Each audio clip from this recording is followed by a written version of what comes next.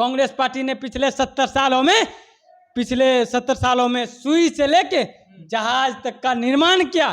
Congress party ने पिछले 70 सालों में इस देश में हजारों विश्वविद्यालय बनाए, यूनिवर्सिटियां बनाए, अस्पतालें बनाई कि आज भारतीय जनता पार्टी के लोग अगर बीमार पड़ते हैं तो कांग्रेस पार्टी के बनाए हुए अस्पताल में जाते हैं इलाज कराने के लिए। हिंदू धर्म में सनातन धर्म को सबसे पुराना धर्म बताया जाता है, यानी जितने भी धर्म है इसी धर्मों से निकलते हैं, ये ग्रंथों में बताया गया है। जिस तरह से एक पेड़ में डालियां होती है, उनमें शाखाएं होते हैं, उसी तरह से सनातन धर्म में उसी तरह से बाकी अन्य धर्मों का उत्पन्न हुआ है। बाकी चलिए इस समय सवाल ये नहीं, सवाल सबसे बड़ी सवाल ये है कि हिंदू धर्म यानी सनातन धर्मों को, यानी एम.के. स्टालिन के बेटे ने, उदयनिधि ने सनातन धर्मों को डेंगू मच्छर बोला है, मलेरिया जैसे बीमारी बोला है। इन सारे शब्दों से उन्होंने तुलना किया है। तो अभी हमारे बीच कांग्रेस के नेता बातचीत करने के लिए हैं और इनसे बातचीत करने और जानने का प्रयास करेंगे जिस प्रकार से उन्होंने सनातन धर्मों का डेंगू मच्छर जैसे बयानों से तुलना की है, यह किस हद तक ये सही है। चलिए जुड़ते हैं और बातचीत करने का प्रयास करते हैं। सबसे पहले आपको हमारे चैनल में स्वागत है। सबसे पहले आपके न्यूज चैनल के माध्यम से जितने भी दर्शक हैं उनको मेरा नमस्कार, आदाब, सलाम, सत श्री अकाल। अच्छा, क्या कहना चाहिएगा, एम.के. स्टालिन के बेटे उदयनिधि ने हमारे सनातन धर्मों को डेंगू मलेरिया जैसे मच्छर जैसे शब्दों से तुलना किया है, क्या कहिए? ये पत्रकार महोदय, सबसे पहले तो आपको यह चीज मालूम होनी चाहिए कि इस देश में जो वर्तमान स्थिति, वर्तमान हालत, बेरोजगारी, महंगाई है, किसानों को, युवाओं को, महिलाओं को जो कठिनाई हो रही है, समस्या हो रही है, और भारतीय जनता पार्टी के लोग इन सभी समस्याओं से, इन सभी कठिनाइयों से और देश की जनता को गुमराह करने के लिए, देश की युवाओं को मुद्दे से भटकाने के लिए तरह तरह का बयानबाजी करते हैं। तो ये सब मुद्दा से आपको बचना चाहिए।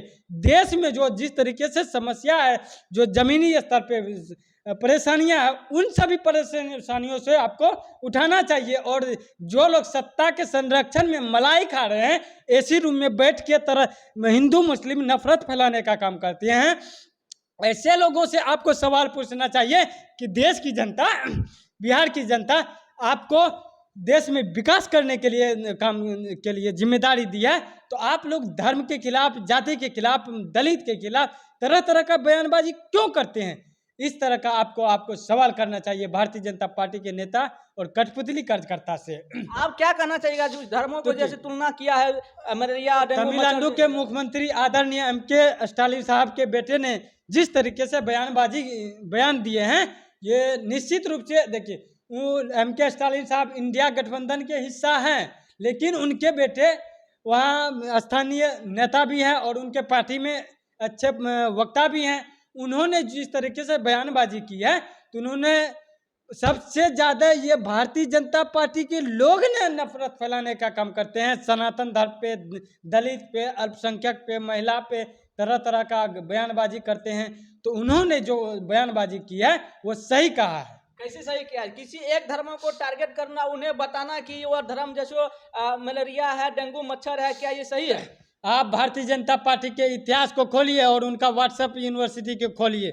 सबसे ज़्यादा अगर टीवी न्यूज़ चैनल पे देश में नफरत, हिंसा, दंगा फैलाने का काम क्या है, हिंदू मुस्लिम करने का काम क्या है, हिंदुस्तान पाकिस्तान करने का काम क्या है, इस देश में जनता की समस्याओं को भटकाने का काम क्या है, तो वह भारतीय जनता पार्टी के लोग और उनके प्रवक्ता है। अच्छा। आप उनसे जाके सवाल कीजिए और तरह तरह का सवाल करते जा रहे हैं। आप लोगों को आपको हम याद दिलाना चाहेंगे, कुछ महीने पहले मनीष कश्यप ने गए थे तमिलनाडु और उस तमिलनाडु से किस तरह से गरीब पलायन बिहार कर रहे थे वो दिखाने का प्रयास किए थे। उनके ऊपर एनएच का धारा लगा दिया, देशद्रोही का धारा लगा दिया गया। जिस तरह से अभी बयानबाजी दिए हैं एम.के. स्टालिन के बेटे उदयनिधि जी ने कि एक धर्म को टारगेट करना और उसे ये बताना कि वो मलेरिया है, डेंगू मच्छर है, क्या उनके ऊपर एनएच नहीं लगना चाहिए? पत्रकार महोदय, सबसे पहले मैं आपके न्यूज चैनल के माध्यम से और आपके माध्यम से जानना चाहता हूं कि मनीष कश्यप है कौन है, ये लोग क्या करते हैं, कहां से आते हैं?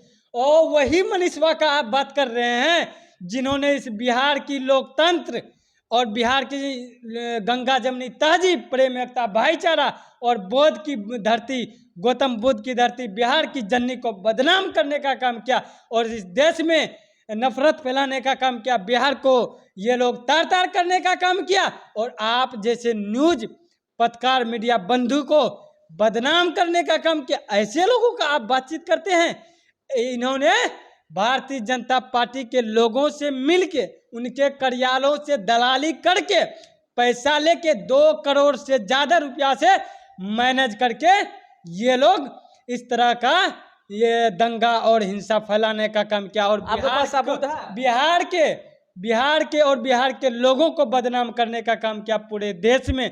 और ये लोग न्यूज एंकरों को भी, आप जैसे मीडिया वाले को भी इन्होंने बदनाम करने का काम किया। आपके पास कुछ सबूत है जो उन्होंने घूस लेते हैं? सबूत जब तक नहीं है तो इस पे केस कैसे हो गया? इसके ऊपर NSA क्यों लगाया गया?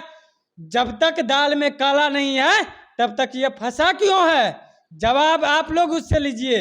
और उनके जो अनभक्त हैं ये सब लोगों से आप सवाल कीजिए ना। आपको मनीष कश्यप ये सब कोई मुद्दा नहीं अच्छा, है। ये बताइए, ऐसे लोगों को देशद्रोह के, ऐसे लोगों को हमेशा के लिए बंद कर देना चाहिए। ऐसे लोगों को न्यूज चैनल को हमेशा के लिए बैन कर देना चाहिए। और ऐसे लोगों को तिहाड़ जेल में बंद कर देना चाहिए। ऐसे लोगों को कभी भी इस देश में नफरत फैलाने से बचाना चाहिए। अच्छा, आप कभी न्यूज चैनल या बड़े बड़े नेशनल चैनल पे न्यूज आप देखते हैं?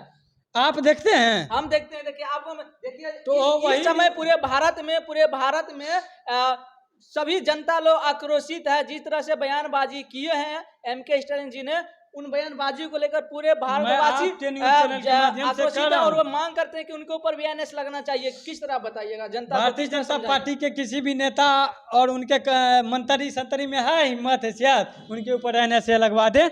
किसी में नहीं है। और उन्होंने जो बात कही है वो सत्य है। और अगर इनको कोई जवाब टिप्पा टिप्पी नहीं करते हैं, वो लोग असत्य है, वो लोग गलत है।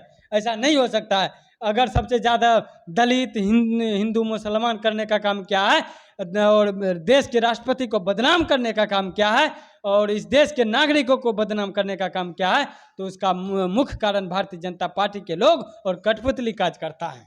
अच्छा, तो आपके जिस तरह से सब लोग कर रहे हैं, पूरे भारत के जनता कह रहे हैं कि मोदी जी ने पूरे देश को मजबूत किया है, चारों बॉर्डर को मजबूत किया है और कश्मीर में जो धाराएं थे 17 धाराएं भी हटाए हैं। क्या कहना चाहिए? उस धारा से आपको क्या फायदा मिला पत्रकार महोदय? आप बताइए। उस धारा से आप वहाँ के देश के युवाओं को, देश के किसानों से, देश के महिलाओं से क्या फायदा मिला? अच्छा, कश्मीर हमारे भारत का हिस्सा है कि नहीं है? कश्मीर हमारा भारत का हिस्सा है, हिस्सा था और हिस्सा रहेगा। यह हम नहीं, पूरा देश और पूरा बिहार कह रहा है और हमेशा रहेगा। तभी तो मान लिया पहले वहाँ पे झंडा फहराने से मना था, लेकिन अब वहाँ पे झंडा फहराया जा सकता है बड़े गर्व के साथ। तो सबसे ज्यादा वहाँ पे हिंदू मुसलमान करने का काम किया भारतीय जनता पार्टी के लोग और माननीय मोदी जी ने। अच्छा, आप क्या कहना चाहिए? आपके कांग्रेस सरकार ने 70 साल का कार्य में क्या लोगों के लिए ऐसे लोग सवाल करते हैं? शर्म नहीं आती? बताइए, आप बताइए। सवाल करना ये मेरा सवाल है, ये जनता का सवाल है, ये जनता का शर्म, ये मेरा सवाल है, ये जनता का सवाल है। बताइए। मीडिया, देखिए, लोकतंत्र के माध्यम से देश की जो मीडिया, देश का जो पत्रकार होता है, वो लोकतंत्र और संविधान के चौथे स्तंभ होते हैं। हम तो आपकी न्यूज चैनल के माध्यम से और जहाँ पर भी हमको मौका मिलता है और जहाँ पर भी गोदी मीडिया से हमको बहस होता है तो उनको हम रेलते हैं और जवाब देते हैं और मुंहतोड़ जवाब देते हैं। उनको चेतावनी भी देते हैं कि जो मीडिया 2014 से पहले MEDIA मीडिया हुआ करती थी, वो मीडिया 2014 और 19 के बाद MODIA मीडिया हो गई है। जो मीडिया 2014 और 19 से पहले भारतीय मीडिया हुआ करती थी, वो मीडिया 2014 और 19 के बाद भाजपा मीडिया हो गई है। ये लोग सत्ता से भटकाने के लिए तरह तरह का आप एक तरफ कर रहे हैं। सुनिए पत्रकार महोदय, रुकिए, ज्यादा गोदी मीडिया की तरह उथल पुथल मत कीजिए। सुनिए, व्हाट्सएप यूनिवर्सिटी से बाहर निकलिए, कांग्रेस पार्टी का इतिहास पढ़िए और इस देश का इतिहास पढ़िए। आपको पता चलेगा कि कांग्रेस पार्टी ने 70 सालों में क्या किया। कांग्रेस पार्टी ने पिछले 70 सालों में सुई से लेके जहाज तक का निर्माण किया। कांग्रेस पार्टी ने पिछले 70 सालों में इस देश में हजारों विश्वविद्यालय बनाए, यूनिवर्सिटियां बनाए, अस्पतालें बनाई कि आज भारतीय जनता पार्टी के लोग अगर बीमार पड़ते हैं तो कांग्रेस पार्टी के बनाए हुए अस्पताल में जाते हैं इलाज कराने के लिए। अगर भारतीय जनता पार्टी के नेता और उनके बेटे मंत्री संतरी बेटियां अगर आज कहीं पे शिक्षा अध्ययन कर रहे हैं तो वो कांग्रेस का बनाया हुआ यूनिवर्सिटी में शिक्षा अध्ययन कर रहे हैं। और बात करते हैं कि कांग्रेस ने 70 सालों में क्या किया, और आप जो आज हम जैसे आम कार्यकर्ता आम आदमी से इस तरह का सवाल करते हैं तो यह कांग्रेस पार्टी का दिया हुआ हक और अधिकार है कि आज सीधा मैक सट्टा के इस देश में जो नफरत के खिलाफ मोहब्बत के को बांटने के लिए आप लोग सवाल जवाब करते हैं, यह कांग्रेस का दिया हुआ है। ये तो मेरा संवैधानिक भी अधिकार है ना। तो संविधान किसने बनाया? इस देश के महापुरुष डॉक्टर भीमराव अंबेडकर साहब ने। तो सबसे ज़्यादा 2014 और 19 से के बाद ये लोग ने, भारतीय जनता पार्टी के लोग ने बाबा साहब भीमराव अंबेडकर जी के कभी मूर्ति को तोड़ देते, कभी संविधान के खिलाफ बोल देते, कभी कुछ बयानबाजी दे देते हैं। तो ये लोग गोडसेवादी है, ये लोग तारीपार है, ये लोग दंगाई है, ये लोग हिंसा करते हैं, ये लोग बलात्कारी है। ये लोग को शर्म आनी चाहिए इस तरह का सवाल जवाब करने। अच्छा, आपका सरकार जिस तरह से लोकसभा इलेक्शन आने में कुछ ही महीने बचे हैं, तो आपके सरकार जनता से किस मुद्दे पे वोट लेना चाहते हैं? आपको मुद्दा दिखाई नहीं दे रहा? बताइए। पट्टी लग गया है, आप बताइएगा। धर्म का चश्मा उतारिए, पार्टी में आप धर्म का चश्मा उतारिए। पत्रकार महोदय, पत्रकार बनिए, प्रवक्ता मत बनिए। और देखिए कांग्रेस पार्टी का इतिहास कि जिस तरह से नफरत के खिलाफ मोहब्बत की पैगाम देने के लिए हमारे देश के लोकप्रिय आदरणीय नेता श्री राहुल गांधी जी ने कन्याकुमारी से कश्मीर तक भारत जोड़ो यात्रा के माध्यम से 4000 किलोमीटर पैदल चलकर यात्रा काम किया है और देश में एक नई मिसाल पेश की है।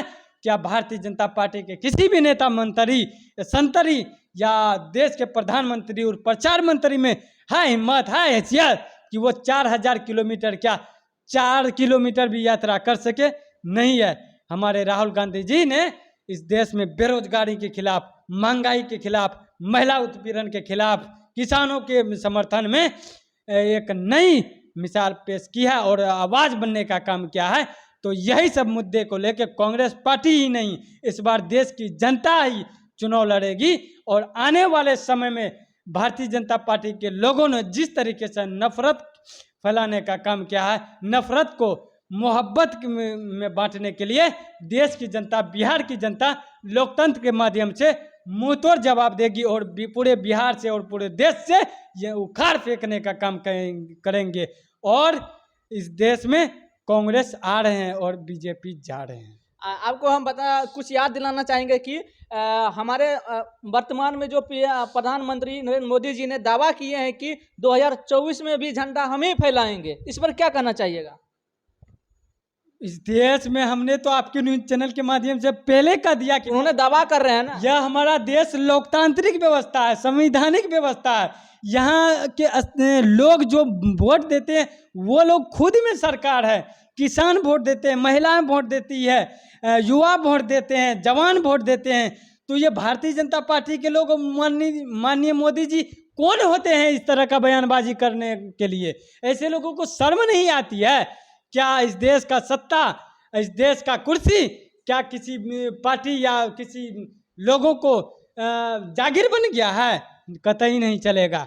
इस देश में अगर रहेगा और लोकतांत्रिक व्यवस्था को काम करेगा तो इस देश की जनता और इस देश का युवा, किसान, महिलाएं लोकतंत्र के माध्यम से कांग्रेस पार्टी के और आदरणीय श्री राहुल गांधी जी को गद्दी पे बैठाएंगे और इंडिया गठबंधन के पक्ष में वोट देंगे और मोदी जी को उखाड़ फेंकने का काम करेंगे। मोदी जी या भारतीय जनता पार्टी के किसी भी नेता का हिम्मत और हैसियत नहीं है कि इस तरह का बयानबाजी कर सके और उनका किसी नहीं है कि वो इस तरह का बयानबाजी करे। इस समय हम बातचीत कर रहे थे, कांग्रेस के प्रवक्ता थे, क्या नाम है आपका? अजमेर करीम। अजमेर करीमी जी से, और जानने का प्रयास कर रही थी आने वाले 2024 में लोकसभा चुनाव है, उस चुनाव में किसकी सरकार होगी। और हमने ये भी बात की है कि जिस तरह से MK स्टैलिन के बेटे उदयनिधि ने जिस तरह से बयानबाजी बहकावे बयानबाजी की है, उन पे भी हमने बहुत सारी चर्चा की। और बाकी आप लोग के क्या प्रतिक्रियाएं हैं कमेंट बॉक्स में जरूर बताइएगा। आगे बढ़ने से पहले मैं अपना परिचय देना चाहूँगा। मैं मिस्टर कृष्णा महतो, आप देख रहे हैं AK न्यूज़ सोनी। बहुत बहुत धन्यवाद। आपको वीडियो अच्छा लगे तो लाइक शेयर कमेंट जरूर कीजिएगा। जय हिंद, जय भारत।